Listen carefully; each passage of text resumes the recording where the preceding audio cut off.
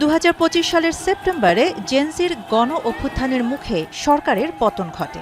এর প্রায় 6 মাস পর দেশটিতে সাধারণ নির্বাচনের ভোট গ্রহণ। স্বভাবতই বিশ্ব গণমাধ্যমের নজর নেপালে। স্থানীয় সময় সকাল 7টায় শুরু হয় ভোট গ্রহণ। সকাল থেকেই ভোট কেন্দ্রের বাইরে জড়ো হতে থাকেন ভোটাররা। উৎসবমুখর পরিবেশে দীর্ঘ লাইনে দাঁড়িয়ে অপেক্ষা করতে দেখা যায় তাদের। ভোটারদের আশা, নতুন সরকার দেশের দুর্নীতি ও বেকারত্ব দূর করবে এবং দেশের মানুষের পক্ষে কাজ করবে। नया सरकार चाहिँ देशको विकास लगायत नीति निर्माण ऐन कानुन बनाएगा देश र जनता के पक्ष में, इसलिए भोट डाला। The kind of change we want in Nepal, especially we young generation, are very much sure. We are very much against corruption.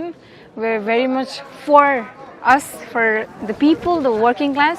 So yeah, that pretty much sums up what we want. এবারের প্রতিনিধি পরিষদে প্রতিদ্বন্দ্বিতা করছেন ৩,৪০০ প্রার্থী। পার্লামেন্টের ৩৭৫টি আসনের এই লড়াইয়ে একদিকে আছে পুরনো রাজনৈতিক দলগুলো, অন্যদিকে আছে পরিবর্তনের আশায় থাকা জেনজি সমর্থিত নতুন প্রার্থীরা। ফলের নির্যাস ও দুধের সমন্বয়ে পোলার টর্নেডো গ্রিন অ্যাপল আইসক্রিম। মন ভালো থাক। আলোচিত প্রতিদ্বন্দ্বীদের মধ্যে রয়েছেন জেনজি অভ্যুত্থানে ক্ষমতাচ্যুত সাবেক প্রধানমন্ত্রী, নেপাল কমিউনিস্ট পার্টির চেয়ারম্যান কেপি শর্মা ওলি। তার বিপক্ষে লড়ছেন ৩৫ বছর বয়সী জনপ্রিয় সাবেক র্যাপার এবং বর্তমান মেয়র বালেন শাহ। গেল জানুয়ারিতে মধ্যপন্থী রাষ্ট্রীয় স্বতন্ত্র পার্টিতে যোগ দেন তিনি।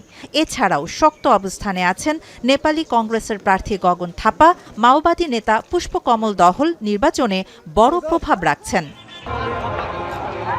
এবার প্রায় ১,৯০,০০,০০০ ভোটারের মধ্যে ১০ লাখই তরুণ ভোটার। ফলে নেপালের রাজনৈতিক ব্যবস্থা পুরোপুরি বদলে ফেলা এবং অর্থনীতি সংস্কারের দাবি আরও জোরালো হয়েছে। ধারণা করা হচ্ছে পুরনো রাজনৈতিক দলগুলোর উপর তাদের ক্ষোভের কারণে একজন তরুণ নেতৃত্ব ক্ষমতায় আসার সম্ভাবনাই বেশি। তবে অনেকেই বলছেন কেবল তরুণদের দিয়ে গোটা পরিস্থিতির পরিবর্তন সম্ভব নয়। हाम्रो अहिलेको जुन जेनजीहरूले छ, जेनजीहरूले मात्रै नेपाल बनाउन सक्दैन जस्तो लाग्छ मलाई। जुन बुढापाकाहरूको पनि यो सहयोग साथ लिएर जेनजीले चाहिँ यो नेपाल बनाउन सक्छ भन्ने मेरो आशा। जिसको उम्मीद करके भेजा था वो साला चोर बन गया तो हम कहाँ से उम्मीद करेंगे। নেপালের পাহাড় ঘেরা দুর্গম রাস্তার কারণে ব্যালট বাক্স আনা নেওয়া বেশ কঠিন এবং সময় সাপেক্ষ। যেহেতু দেশটিতে হাতে ভোট গণনা করা হয়, তাই চূড়ান্ত ফল পেতে কয়েকদিন সময় লাগতে পারে বলে ধারণা করা হচ্ছে। গেল সেপ্টেম্বরে দুর্নীতি, বেকারত্ব এবং অর্থনৈতিক স্থবিরতায় ক্ষুব্ধ হয়ে নেপালের রাজপথে নামে জেনজি শিক্ষার্থীরা। ওই আন্দোলনে নিহত হন অন্তত ৭৭ জন। তরুণদের বিশ্বাস, এবার বালেন শাহ তাদের দেশ করার স্বপ্ন পূরণ করবে। শাহানা জাহান, এখন বিশ্ব।